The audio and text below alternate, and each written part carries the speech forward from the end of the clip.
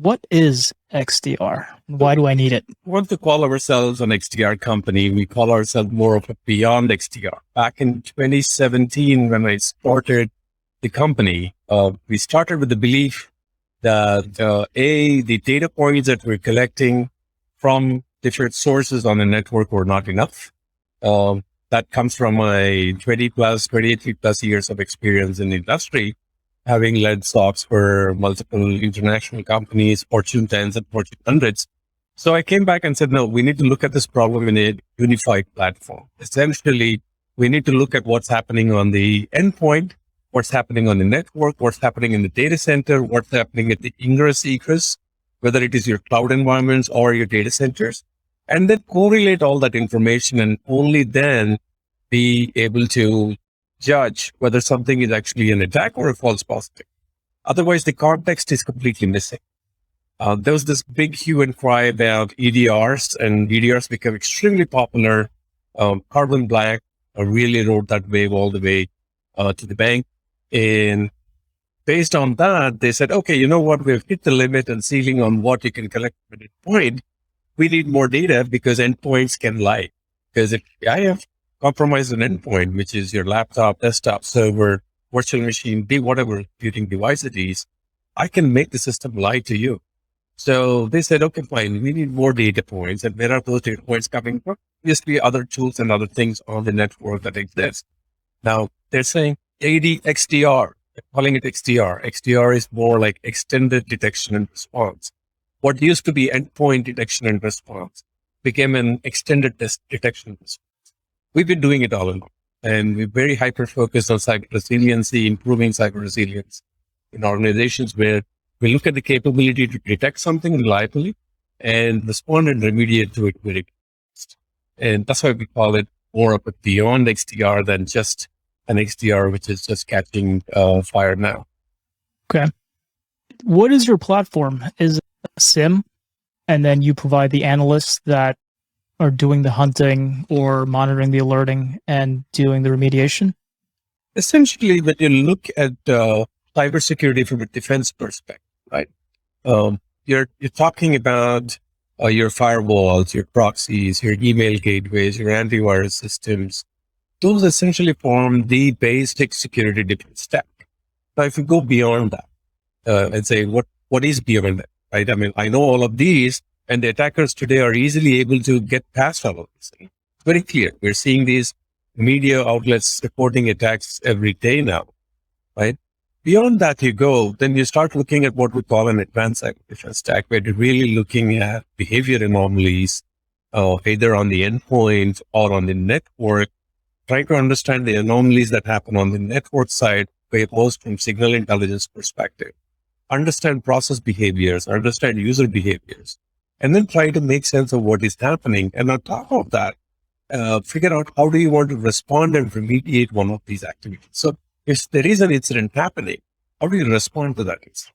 Like, for example, I want to say, collect more data on the incident, or I want to perform a triage. I want to actually go back and say, please suspend that process. Don't do anything because I think it's bad. Suspend it. I will go back later and collect my data. There are many types of response. I want to quarantine the endpoint. And, in organizations, quarantining an endpoint is not very easy because of the large expanse of most of these organizations running into thousands of endpoints, and especially today with the remote workforce that is actually in play. If I want to quarantine your laptop and you're part of my organization, that's not as easy as it sounds anymore, because you run on your own infrastructure. You don't run on my infrastructure. This creates problems, right? We figured out how to solve those, and then move on to what we call threat hunting, which is at the top of the stack. How are you solving those problems? Oh, we'll come back to that in just a second. So in that stack, in the advanced cyber defense stack, the top piece is usually threat hunting.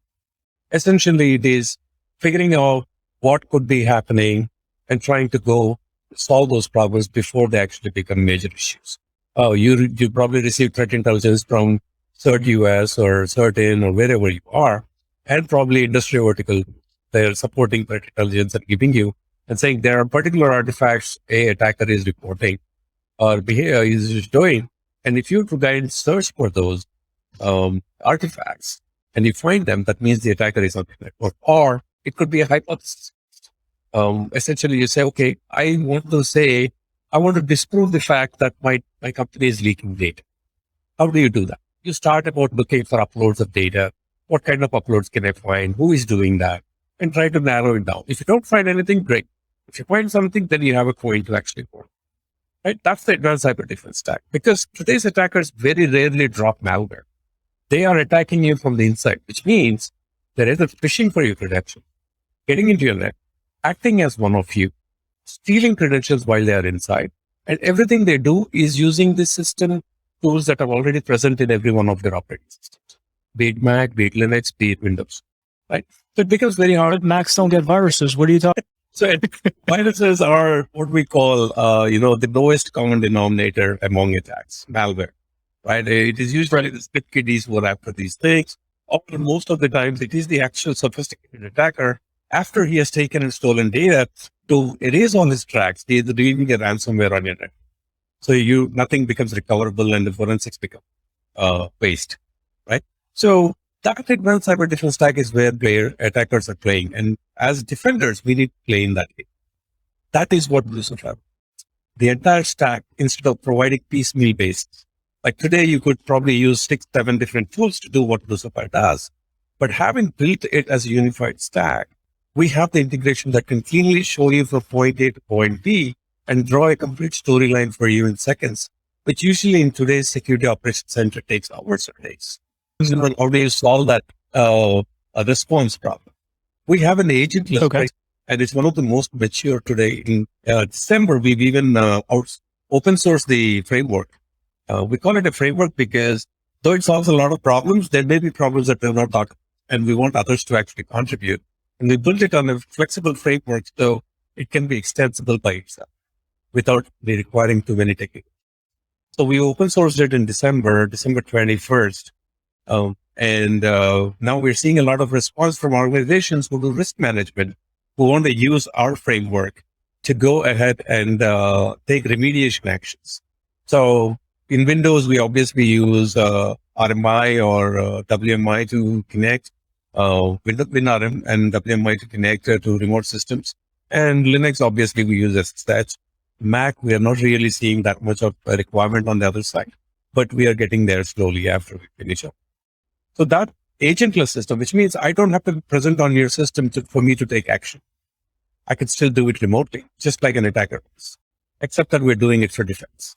It's one of the most mature frameworks today, has over 272 plus capabilities that it can look for and do for you, and more coming in from the open source community.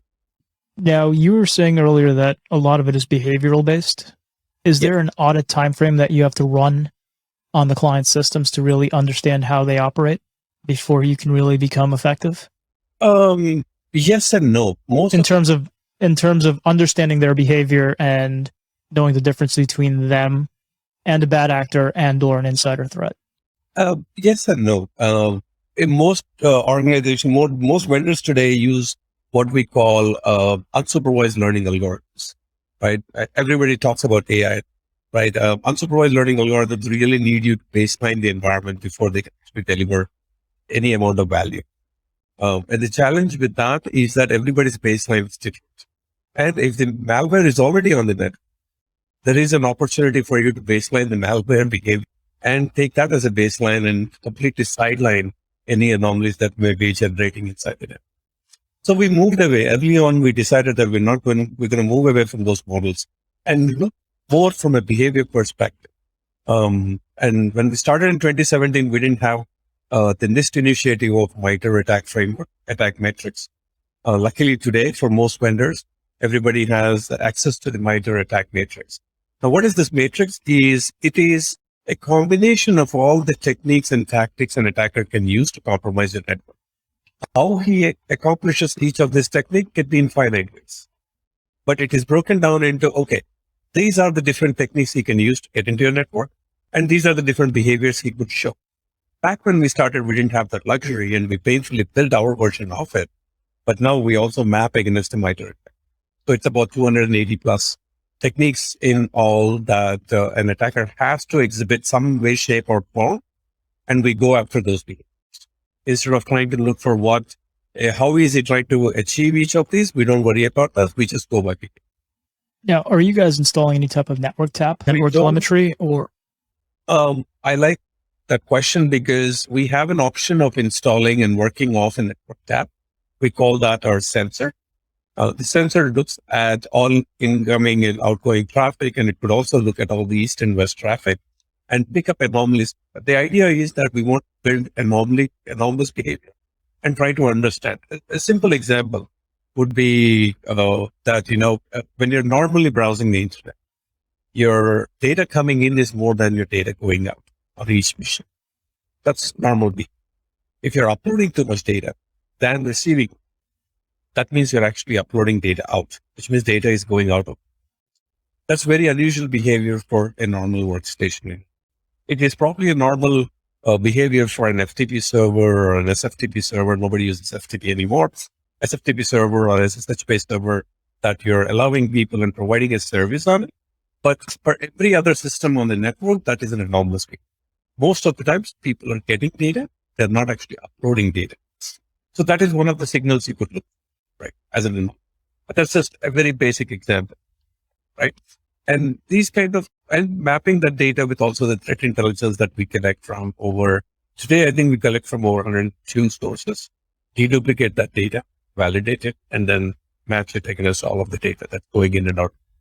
What type of data retention are you guys offering with your platform? I know you have 3 different levels. Oh, yeah. We have 3 different levels, but from a data retention perspective, all of them by default for 45 days. Since we are a SaaS platform, we're limited by how much storage. But today, end of this month, we are ready to announce a unlimited data storage model where we can search and query unlimited amount of data. Though 45 days of data is online, you can still go back 1 year and search for it without having to retrieve it. Majority of the people who provide services as SaaS today, they only provide 15 or 30 days, that itself. And if you want older data, they have to restore it. So we're walking away from that restoration model. You can directly query data at rest and post rest. How does that go against most compliance regimes that ask you to hold data for ungodly lengths of time that really make no sense?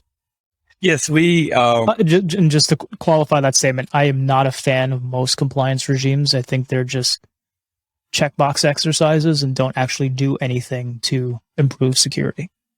Security is not improved by compliance. Security is improved by intention. So you have to intentionally move towards securing yourself. You're very right. Absolutely correct. What compliance is trying to do is get the information security teams the power they need and the budgets they need to actually get things done, at least the basic level of security. So in that regard, compliance is actually useful in securing budgets. But other than that, budgets are compliance by itself, being compliant by itself is not. It's a money-making exercise. I have a question for you, and this is something I think you're probably more apt to answer. When COVID came around, everyone started talking about, let's protect the identity. And they said, we don't need to protect the perimeter anymore. We don't need to protect the device as long as you use an IDP like 365, Okta, or any of the other guys.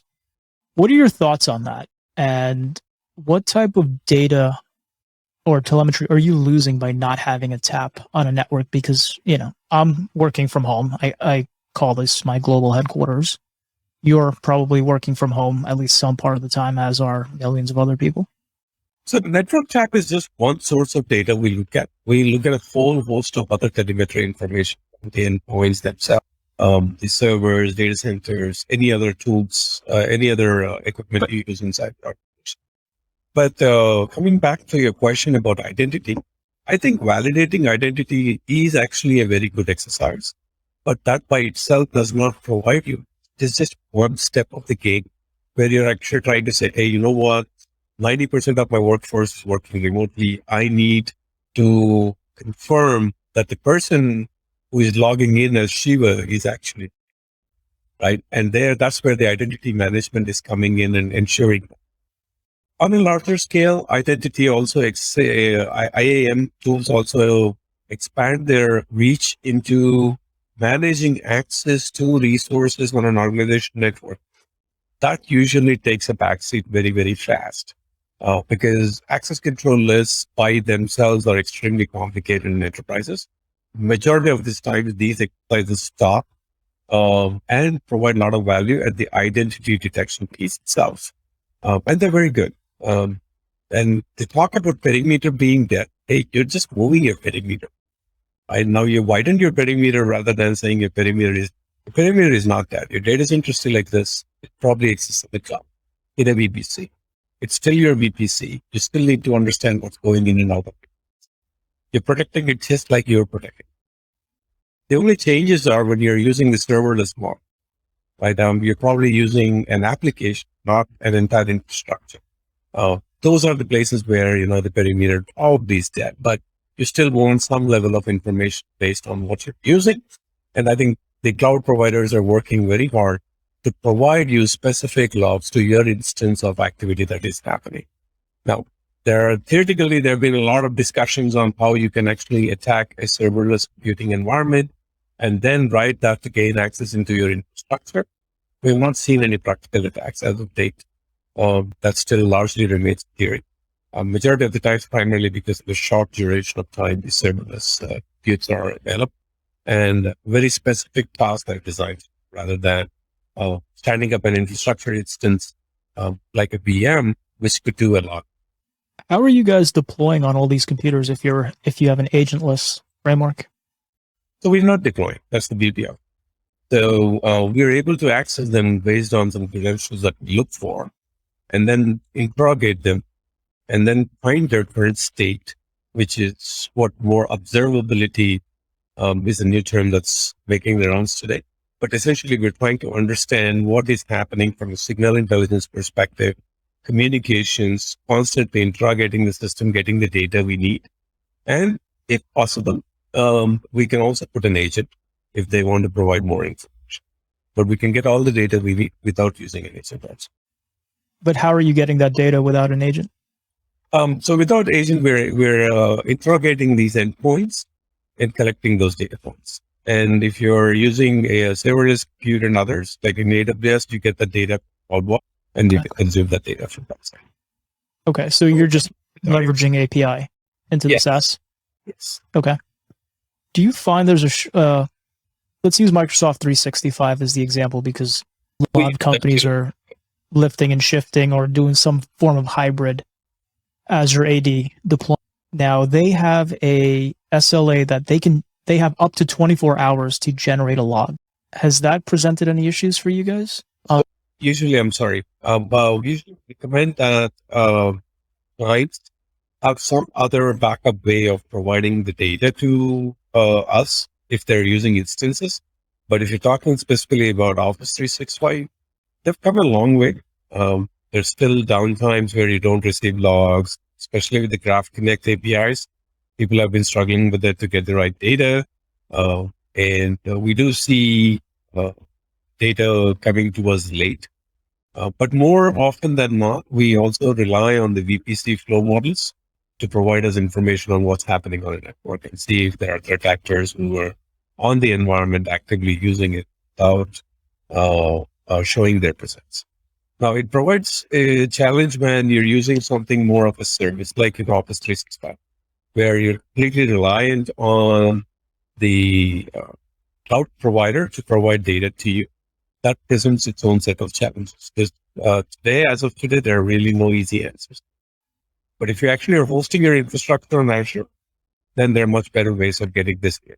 What does your ideal client and deployment look like? Meaning, what type of infrastructure would you like to see your clients have? And then how do you plug into that?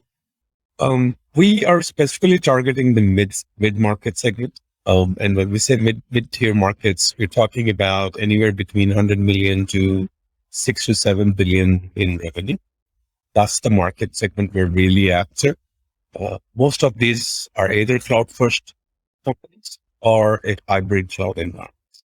We're seeing a lot of traction from precision manufacturing. And when I say precision, I'm more talking about manufacturing companies that are under direct compliance requirements from Department of Defense, PED, so on. healthcare and tier two health financial companies are something we're seeing a lot of traction in today. Uh, they're moving, lifting, and shifting a lot of their infrastructure into the cloud now, and we see tremendous opportunities there. In terms of manufacturing, because I have a good deal of manufacturing clients, and the biggest problem there are these legacy CNC machines that run software and hardware that's probably older than you and I combined.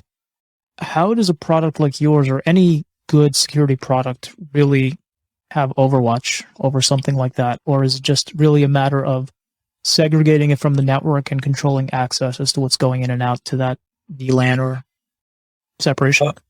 So we go back all the way up to working with Windows XP in terms of our agentless approach. And this is where our agentless approach actually outshines everything else, especially in regulated environments in pharma companies, manufacturing companies where they cannot control any of the SCADA machines, or typically the CNC machines you're talking about are considered SCADA controllers. Those machines are posted SCADA controllers and so on and so forth, which are under manufacturer warranty, and they usually don't have any patches. They're very, very old. Our agentless mechanism actually helps with collecting the right data points that we need without having to install anything on the endpoint. At the same time, we look at the data that we collect from the sensors also, the tab, which we use to gain intelligence, correlate that information, and decide what action needs to be taken on that on that endpoint. Since we're agentless, we can actually go and take the action required. Case in point, one of our customers actually had a malware, very old one, opening up remote access. So we call it malware, but essentially the rest of the world knows it as TeamViewer. So installed on one of his machines that they were not even aware that is being controlled by someone else. They had no clue. Once we saw anomalous activity from places where this manufacturer was positive that they did not have any relationships with, we were able to go in, terminate those processes and remove those from the disk without having to install ourselves. All of this happened without actually having to install anything on that end. So that's where we shine. And one of the other major precision manufacturers is a very interesting story. Operating in France, there's a Chinese company that comes up and opens shop right next to it. This company, French company, manufactures defense contractor parts for United States. And China comes in, a Chinese company comes in and manufactures the same exact thing. And obviously they're suspecting a breach. So we go in and we put in our sensors, we put in our data, and then we start monitoring and start to see anomalies showing up. And when we investigate those anomalies, turns out the threat actor had so much information on this manufacturer. He knew exactly when a specific foreman would go into the guest network versus the carpet. Not much information they have. So their malware would only act when he's on the guest network and would lay completely dormant. Wouldn't even do pings. It wouldn't even do any reconnaissance. It wouldn't even do command and control communication. Nothing when he comes back onto the carpet.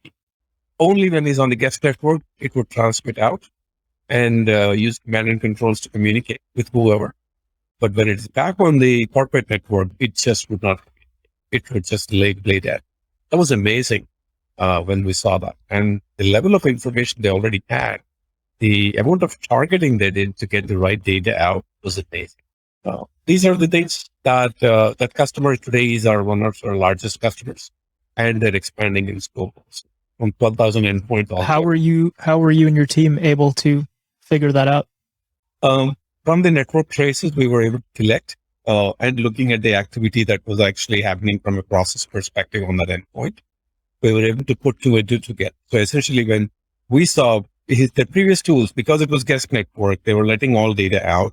But what we found out was while it was letting data out, there was some periodic communication happening only when that laptop was on the guest network, not when that device was actually on the corporate network.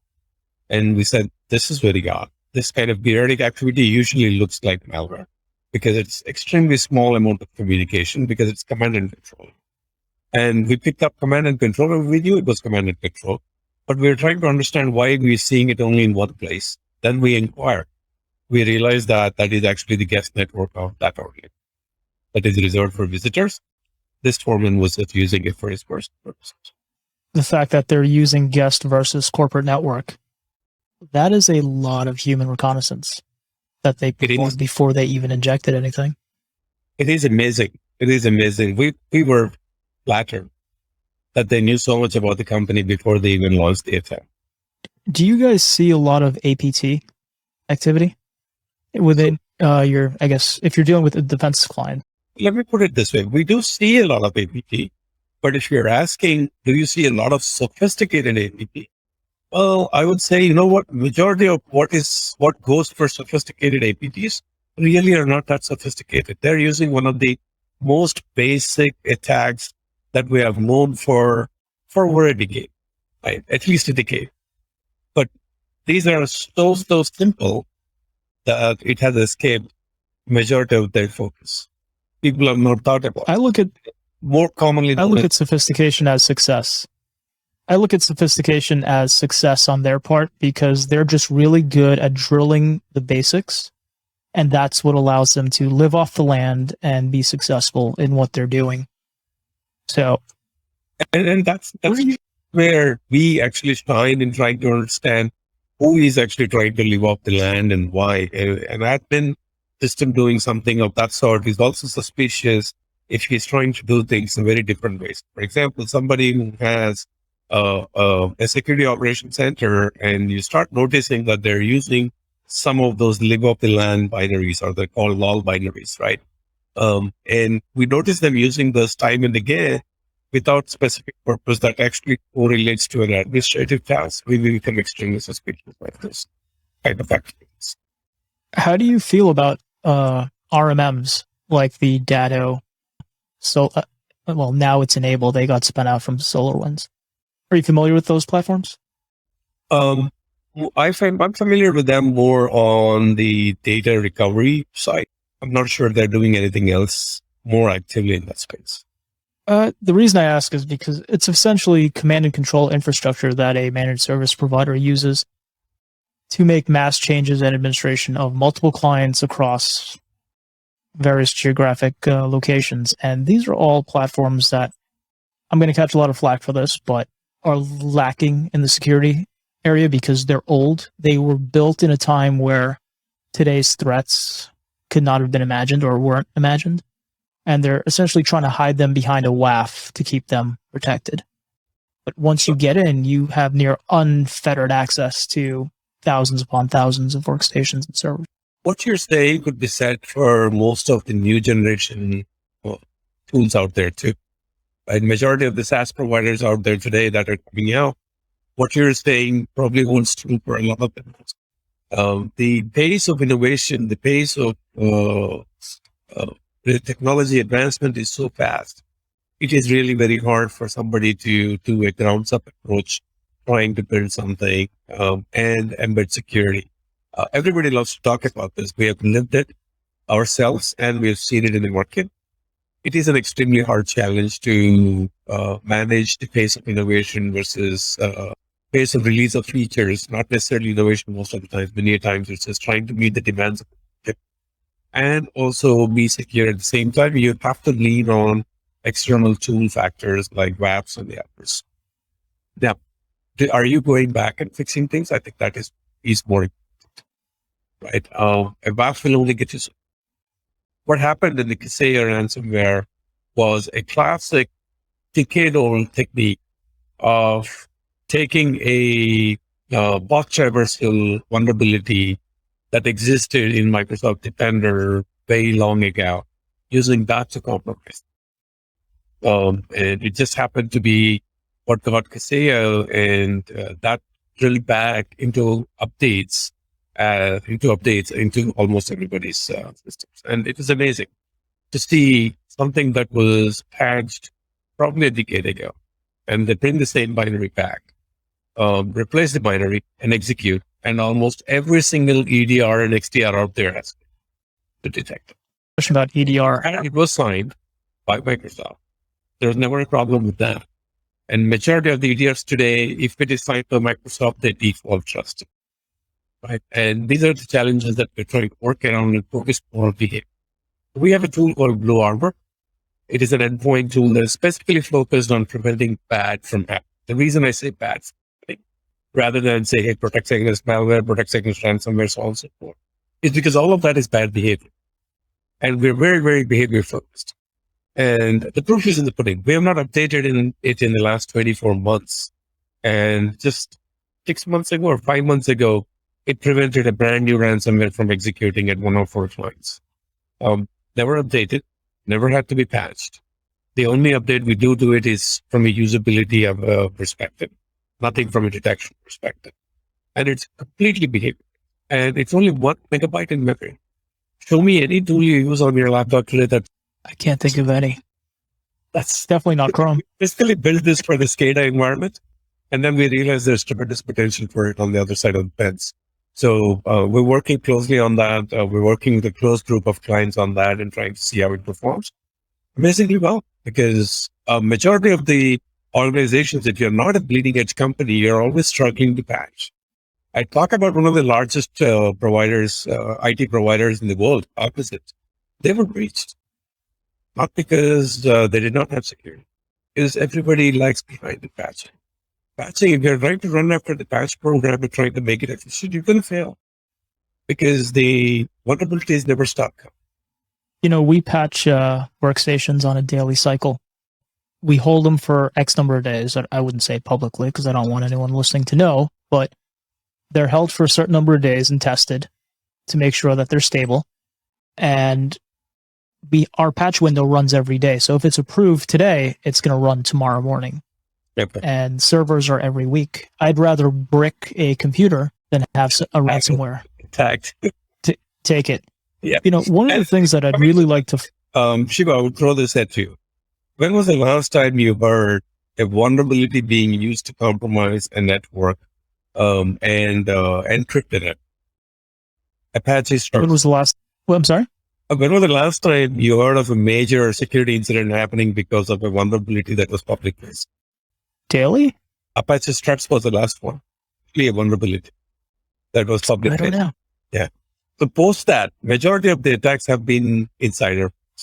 It was true credential phishing, and then going after is to compromise other services inside it. Well, that's my next question for you. With your platform and everything you've told me up until now, the two things that really keep me up at night, which are completely out of my control as an IT services provider, are shadow IT and insider threats. And I look at shadow IT as a user not knowing better and giving persistence by accident, whereas an insider threat is it's a deliberate act that an employee or contractor is taking to bring bad in. How do you guys work with that? Well, work with those two. So essentially, when we look at each of these, we look at them from a behavior perspective, whether it is deliberate or it is unintentional, or it is the malice is happening without your knowledge from your system. Could be any of this. Probably your credentials got phished, or you clicked something, not you, somebody else using your system for a short period of time, clicked something, whatever the case. We're looking for changes in behavior that look like it. Irrespective of what an attacker does, he has to exhibit some behaviors. And those behaviors are what we're really razor sharp focused on. We're not really focused on whether it is originating from inside or outside, and we don't care one way or the other. Our job is to stop it. A lot of the industry seems to be very hung up on trying to understand, hey, is this a Russian attacker or a Chinese attacker? That comes next. And that will come next. And that's okay. The first thing you need to do is prevent bad things from happening. And that's the first thing we look at, rather than trying to understand and mold our machine learning algorithms to understand the behaviors of multiple malware, CNC, so on and so forth. If you put a razor sharp focus on trying to just understand the behavior of an attacker has only a finite number of ways he can attack a system. And he has to exhibit his feathers at some point in time.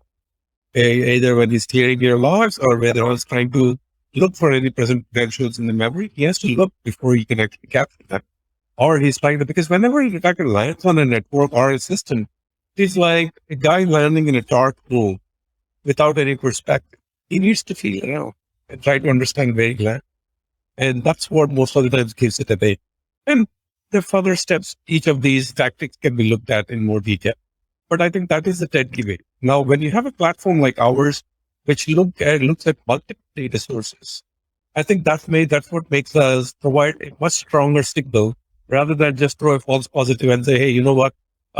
We saw a recon activity, or we saw a mass installation activity, or we saw communication to a known threat intelligence or something of that sort. We are able to correlate all that information. I saw a hit from a system that is known to be bad from the latest threat intel, or I say I saw a hit on the system and then I saw it reach out, make a script-based decision to reach out to something outside your network, not via a browser, not originate via a browser. And then we saw something come back. And then that system did something else.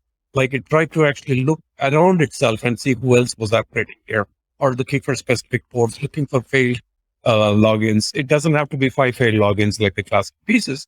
Even if it's a single failed login, attackers today are very patient, right? So we look for those kind of patterns, trying to map them together, which gives you a much stronger signal. We call those binders today, but any vendor could bring up any name they want. But essentially, we're mapping across the belt and saying, okay, this now actually looks like an attack to me. It is not an isolated incident. And this looks like an admin activity to me, but it is still unusual because he's using the tools that are really unusual for use on an admin activity, and somebody needs to take it. Like recently, there was a pen test a customer did at their end without informing us, and we immediately bubbled things up to them and said, hey, you know what? Doesn't look right to us, primarily because we have never seen these alerts go off in here. You told us these are okay for system A, B, and C. These are expected because you're using some custom software, which is okay. But we're seeing it on multiple systems now, and that's not okay. And lo and behold, they were actually connected.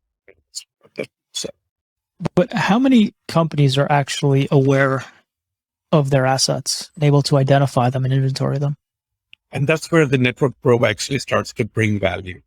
Majority of, and it's not fair to expect people to know their assets. Majority of the times, not because they don't want it. Even with all right intentions, like you mentioned, shadow IT and other things that come into play, every organization has, business issue credit cards and nothing is stopping that. And majority of the times people do it with a good intention that they want to actually take the business forward. The primary purpose of business is to do business, not necessarily to collect the asset inventory. It just happens to be something they have to do as they move along, right? And it just happens. I mean, I've worked with Fortune 10 companies, Fortune 100, and much smaller organizations like 700, 800 employees organizations also. It just is a sprawl that keeps happening over and over again. You're constantly playing catch up. So your network probes, they really deliver a lot. Tools like Cisco ICE that bring intelligence into what kind of devices are connected, which new devices are connected, which user is coming from, what kind of device, and should we allow him? Those are actually, we integrate with Cisco ICE. One of the interesting things we do is when we see activity from non-standard user devices, then we treat that as a suspect. For example, Shiva always comes in from those laptops. I see him reporting a Linux system or trying to connect from one of the sensors, IoT devices or something else, then I will raise a alarm. So why would a company go with you versus trying to build their own internally by connecting 1,000 different products that don't actually work well with each other? So why does any company buy products instead of building it themselves? The majority of the IT organizations. So they don't lose budget for next year? Support becomes a major, right? I mean, and constantly keeping it up to date. And, there's no bonded labor for the last 50 years. So people are free to move around. And the person who heads this, if they move around, they lose all intelligence of that product. And this has happened over and over again. And we get to see majority of this in most enterprise customers today, where over a period of time, they have so much legacy software that nobody knows how it even functions. Nobody knows where it even sits, what it talks to, and what access credentials needs. It just works. That's all they can. And these are major challenges, right? I mean, if you ask me, I've been on the other side of the table for 24 plus years. And for me, this more about reliability, constant updates, and support. So you wanted to close out with? No, I think your questions were spot on. I love being on your show. Thank you very much. Thank you. And how can the people get in touch with you if you even want to hear from them? We have a chatbot on our website, BluSapphire.com. You can also email me directly. I'm the CEO, and I do look at all my emails myself. Kiran at BluSapphire.com. If you want to reach for more information, info is a very good spot to get there. Info at BluSapphire.com. We're active on Twitter as Blue. You can tweet us and we'll respond back. Our team will be constantly monitoring those also.